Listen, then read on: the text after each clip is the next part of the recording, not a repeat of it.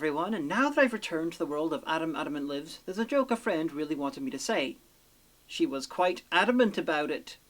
So, yeah, that was the joke. As I may or may not have mentioned in an earlier episode, there's only 17 episodes of the show still in existence. All but one of the survivors are from the first series, and all but one of the lost are from the second. So at some point in the future, the episode number and the review number are not going to quite line up. So when that happens, I'll remind you about this. Right now, I'm just wasting your time as the intro plays. Such a good intro. So in case you were worried about things like censors getting a hold of the show and it becoming a tamer and more kid-friendly shadow its former self when we weren't watching, we open up with scenes of drunken debauchery. Oh, wow! I'm only shoving a gerbil up the ass away from winning inappropriate subjects in kids' show bingo! In most kids' shows, if they had a scene like this, it would be to set up the villains and their free-drinking ways ready to be defeated. But not here. It's just Miss Jones and some of her 60s-ist friends rocking out to the Monkey Beetle Who Stones. My word, you have been patient all through this situation. They were a niche band, but it's nice to see they got some attention. Anyway, the music hypnotizes everyone into doing the most boring tango ever. And then rob a bank with a flintlock. Freaks. Normal people don't need hypnosis to aim flintlocks at people. Anyway, the bank's security system's not really that well thought out. It's called a silent alarm, so the people with guns don't know you tripped it, you fools. Of course, they all end up in jail, and Adamant's come to get Miss Jones out. Because he can do that. And of course, everyone else who was arrested can just rot. Bye from the rest of the episode, most of you guys. It was nice getting screen time while it lasted. Quite rightly, Adamant's having trouble believing Miss Jones's story that one day she was at a party with all of her friends drinking bottles upon bottles of wine in the middle of the afternoon, dancing lasciviously and listening to what the young people today call music, and then the next minute she was at the police station being told she'd robbed a bank. Well, actually I think he can believe all that, but he probably puts it down to a natural side effect of young women drinking, dancing and listening to music. Now, what is the last thing that you remember? I was dancing over there. Yeah. Would you mind? What, dance? No. Yes. No music? A little music, if you like. Some Mozart, perhaps. I rather like Mozart. No Mozart. Who's the nearest?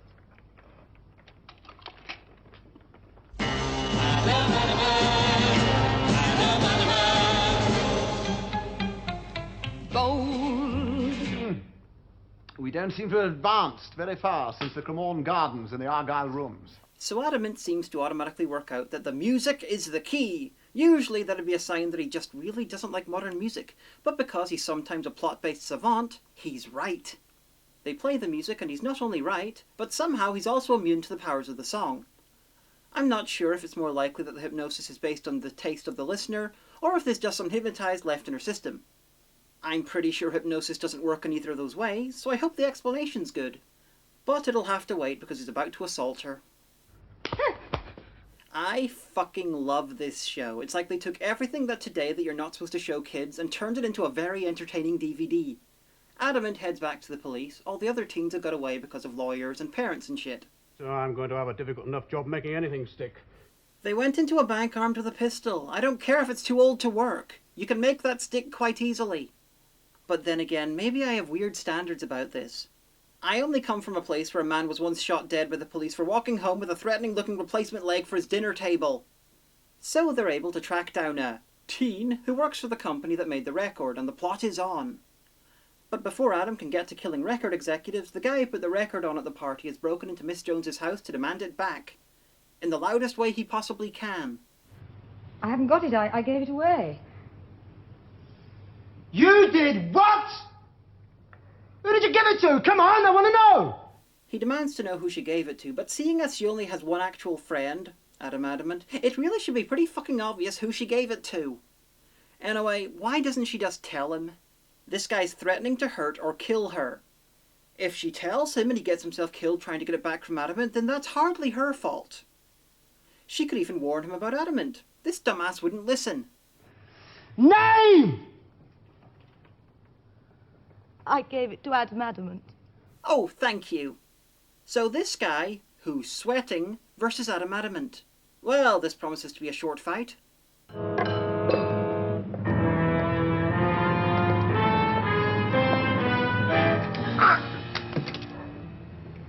Or Or it would be if the guy's boss didn't find him first. His boss is played by Stevens from John Pertwee's Doctor Who serial The Green Death. It's had environmentalism, giant maggots, and comedy Welsh people. Go find it. The boss and his guys don the headphones of wickedness and use a song to hypnotize the guy into attacking Adamant. When that's what the guy was planning to do anyway, and the boss didn't know that Adamant had the record. So what's going on suddenly makes less sense and is more complicated. So it's all evened out, I suppose. Watch out, sir, he's got a gun. I must kill Adamant. Luckily, Adamant has the other bank robbing record set up and plays it, distracting the guy to allow him to do what he does best.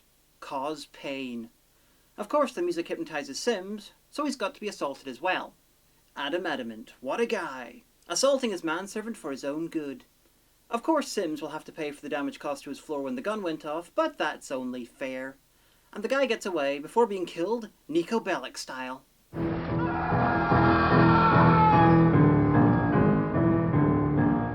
The villain returns home to his office and what the fuck is up with his walls? Adamant's followed him and, about the guy's performance, let me put it this way. It's like he saw Roger into Set a Deadly Fashion and thought to himself, you know, I could out-gay him. Oh, perfect. I beg your pardon? Your clothes. Ah. Perfect. I wonder if I could impose to the extent of the name of your tailor. I'll have him send you his card. You made me feel an absolute rag. I could kill you out of sheer spite. But he somehow doesn't quite manage it. The bad guy quickly works out that Adamant's not making a social call, which is pretty fucking obvious. He's Adamant. He's a celebrity spy, / adventurer, / vigilante. If you're a criminal and he comes to see you, the chances are he means to end you. And Miss Jones has got herself set up as a studio singer for the company in their next set of hypnotizing records. While it'd be interesting to find out how they're hypnotizing people through pop music, the bigger issue is how the hell did they get future John Lennon from 1979 to come back in time to play the sound engineer in the Shades? Adamant heads off with the woman in the criminal gang, getting ready for his knockout and flashback no doubt, and Miss Jones checks out the recording equipment. She's watched by John Lennon and the bad guy. They work out almost immediately that she knows Adamant, and they plan to kill her as soon as they record a song with her. And then they take time to explain to the audience how the pop song hypnosis works. She knows nothing about high-frequency sound taking over the minds of millions without them even hearing anything. Such considerate guys. The woman cries and pretends to be one of the good guys to Adamant. We all know where this is going to go, and they get to recording with Miss Jones. Unfortunately, they're recording the exact same song that they used at the party. Are they seriously going to have different versions of the same song designed to create different effects? Is it the song's tune and words that creates the hypnosis and the choice of vocalists that tells you the instruction? Oh, actually, I think I just worked out a logical explanation for all this. Fuck, I hate doing that. As the recording takes place, the villains decide what to do with Adamant. They agree that the best thing to do would be to hypnotize him into... well, I'll let them explain. Kill Georgina Jones. Oh wow, terrifying. What are you going to do? Go to the police? Officer! Adamant killed someone! Aren't you a bit early? What? Well, we usually get a full list of his victims on a Thursday. The guy's killed more people than syphilis, and that's just since he woke up. You make him kill her, and he'll just get angry, and that's only because it's a matter of pride. He couldn't care less about her actual life. This is almost the stupidest plan I've ever seen in this show. I'll see that Mr. Adamant gets this as soon as he comes in. Shall I say where it is from? Oh, he'll know. Special delivery, tell him. That's all. You just hand a record for him to listen to. He knows you're making hypno records. You know he knows you're making hypno records, and you just deliver him a record as a gift. And it's not even disguised as a type of music he likes. This is officially the stupidest plan in this show so far. Yeah, what you got there? Yes. Wolfgang Amadeus Mozart. Okay, I stand corrected. It is disguised. It's not quite the stupidest plan in this show so far. But if they can put hypnosis into any old record, then why are they recording multiple copies of the same fucking hypno song? So Sims plays the song and hilarity is sure to ensue.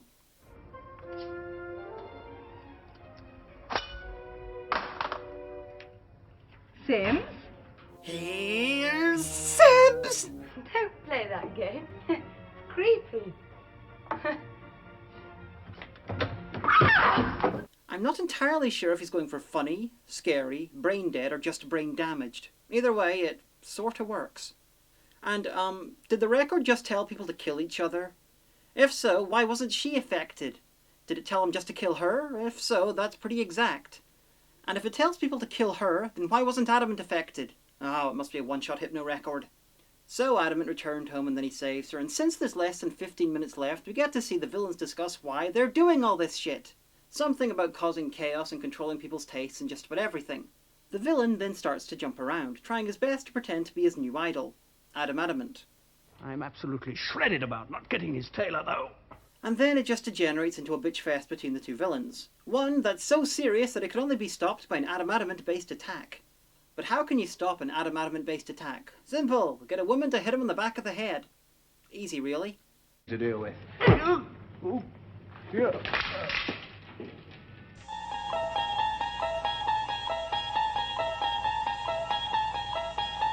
You unlock this door with the key of imagination. Beyond it is another dimension.